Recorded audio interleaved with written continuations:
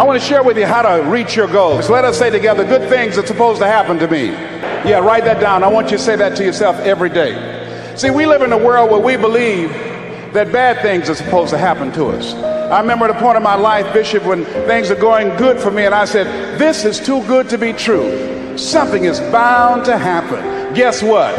It did. Thou shalt decree a thing that shall be established unto you and shall accomplish that whereunto it has been sent. Watch your words. Watch what you say about yourself, about your affairs. Be conscious of that on a daily basis. Why? Because your words are powerful. In the beginning was the Word. Life and death is in the tongue. Watch what you say. Never say I'm broke. Say I'm overcoming a cash flow problem. Claim what you want, not what you don't want. So affirm good things are supposed to happen to me, and begin to believe that. Begin to expect that.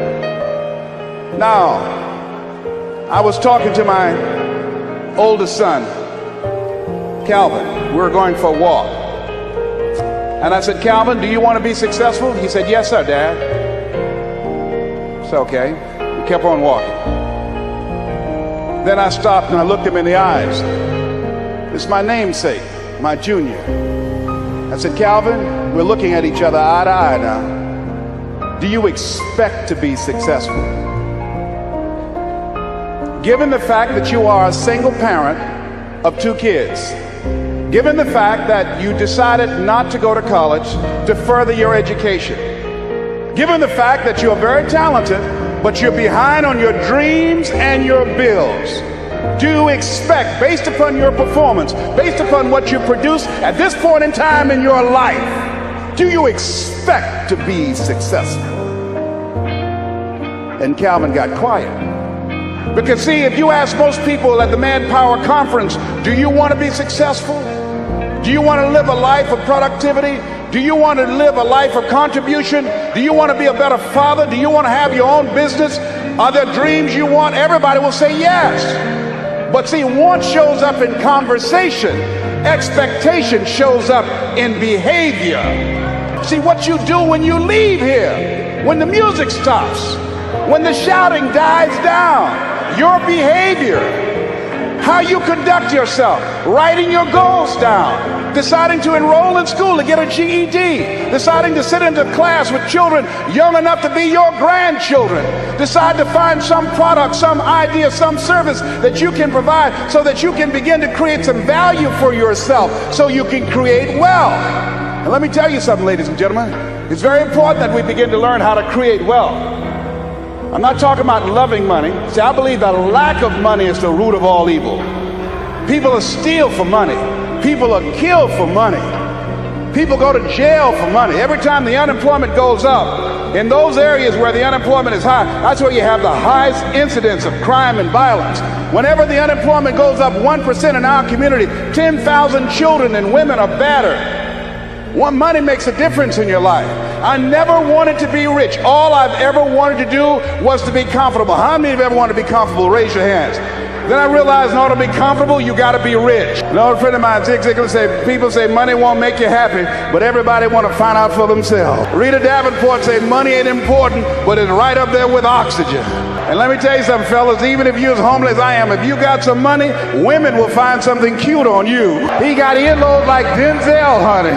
Money makes a difference. I used to be so broke when creditors would call the house, my children would answer the phone and say, my daddy say he ain't home. I was so broke at one time in my life, I walked by a bank and tripped the alarm. I tell you, poverty sucks. You hear me? Repeat after me, please. I'll never be broke again. Yes, write that down. I affirm that I'll never be broke again. Never. Never will I ever be broke again. Let me tell you what money does.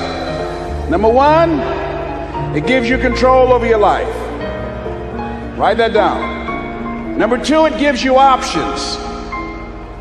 3, it allows you to live a life of contribution, to contribute to things that you feel strongly about, like this ministry and the work. So here's the first step to accumulating wealth. If you expect to do it, write this down. You must be willing to do the things today others won't do. in order to have the things tomorrow others won't have.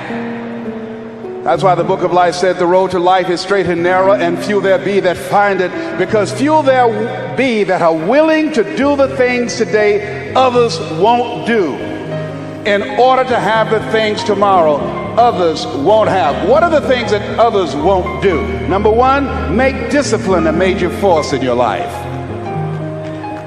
How many of you know if you'd have been more disciplined, you'd be further along to reach your goals right now? Socrates said the undisciplined life is an insane life. The road to life is straight and narrow because few there be that are willing to discipline themselves. Here's something else that most people won't do. Make it okay to fail. A lot of people, 85% of people, allow their fear of failure to outweigh their desire to succeed. Anything that's worth doing is worth doing badly. Yeah, see, anything is worth doing right, as we have been taught, if you know how to do it. But if you don't know how to do it, it's worth doing badly until you get it right. Now write this down. You don't have to be great to get started, but you have to get started to be great.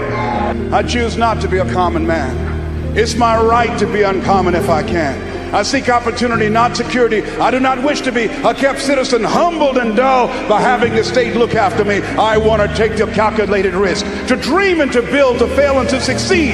I refuse to live from hand to mouth. I prefer the challenges of life to the guaranteed existence, the thrill of fulfillment to the stale calm of utopia. I will never cower before any master, nor bend to any threat. It's my heritage to stand erect, proud and unafraid, to face the world boldly and say, this I have done. You have something special. You have talents and abilities in you that you don't even know. So how do we begin to create wealth? Let me give you some ideas. Number one, write this down, knowledge. What knowledge that you have in this economy, part of what we need, that people are willing to pay you for that. Next is talent. What talent? Dion's talent's playing football. I didn't have that as a talent. My talent is talking. To me, my definition of success is doing what you love to do and find somebody to pay you to do it. You want to master your talent. Find out what it is that you love to do. I love to talk. Scripture is another key that says to us what we need to do to begin to develop ourselves. Luke 12:34, where your treasure is, there will your heart be also. So what do you love to do? And then explore ways in which you can earn a living doing that. Cooking, writing, painting, working with numbers, working with people. The other thing is, not only must you have knowledge, talent, some skill, but the other thing that's important, faith to act on whatever your dream is. See, if you don't believe in yourself, how many people you know that have a lot of talent, a lot of abilities, but they don't believe in themselves? So the faith to act on those dreams, those desires. Here's scripture that I like very much. Commit thy works unto the Lord, and thy thoughts shall be established. Commit means to carry into action deliberately. Commit means to make it happen no matter what. Commitment. There's a difference between next time you have bacon and eggs. The chicken was involved. The pig was committed. He had to give it all up. That's going to take a minute to sink in. No, all right? See, when you make a commitment, I'm going to become wealthy. When you make it important, when you decide I'm going to do it no matter what, life changes for you. See, most people don't keep their commitments to their commitments. That's why they lead lives of poverty, lives of misery, lives of unhappiness. Socrates said the uncommitted life isn't worth living. So part of what you must do, whatever commitment, whatever covenant you make with God while you're here, to go back to be a better father, to go back to make a difference in the community, to go back to change your life, to decide not to ever to use drugs or alcohol again, to decide that you're going to begin to recreate yourself, that you're going to be reborn to a new state of consciousness. Whatever commitment that you make, keep your commitment to your commitment. No matter what. If it's hard, then do it hard.